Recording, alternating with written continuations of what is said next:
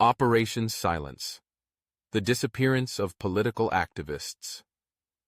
In the dead of night, they came, SAVAK agents, moving like ghosts through the streets, knocking on doors that would never open again. Those who spoke against the Shah, those who dared to organize, and those who whispered of revolution would vanish without a trace. It was a pattern repeated across Iran for decades. This was Operation Silence, the systematic abduction and elimination of political activists designed to keep opposition buried in the shadows. The targets were carefully selected: writers, professors, clerics, union leaders, and student organizers. Some were seized in broad daylight, dragged into unmarked cars, while others were taken from their homes as their families watched helplessly. No official charges were filed, no trials were held. They simply disappeared. Some were sent to SAVAK's secret detention centers, where interrogations quickly turned into torture sessions. Electric shocks, sleep deprivation, and brutal beatings were routine. The goal was not just to extract information, but to break the will of anyone who dared to resist the Shah's rule. But not all captives survived. Many were executed in secret, their bodies dumped in remote deserts or buried in unmarked graves.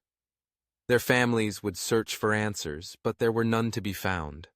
Fear spread like wildfire, silencing even those who had once been vocal critics. Newspapers reported nothing, and the government denied any involvement. The mere act of asking about a missing person was dangerous. SAVAK had informants everywhere, and those who dug too deep risked disappearing themselves. Exile was often the only escape. Thousands of Iranians fled to Europe, the United States, and neighboring countries, hoping to avoid SAVAK's grasp. But even abroad, they were not safe. Iranian embassies functioned as surveillance outposts, tracking dissidents and sending reports back to Tehran. Some activists were harassed, others were assassinated under mysterious circumstances. SAVAK wanted to send a message. No one was beyond their reach. Yet, for all its terror, Operation Silence could not stop the growing tide of resistance.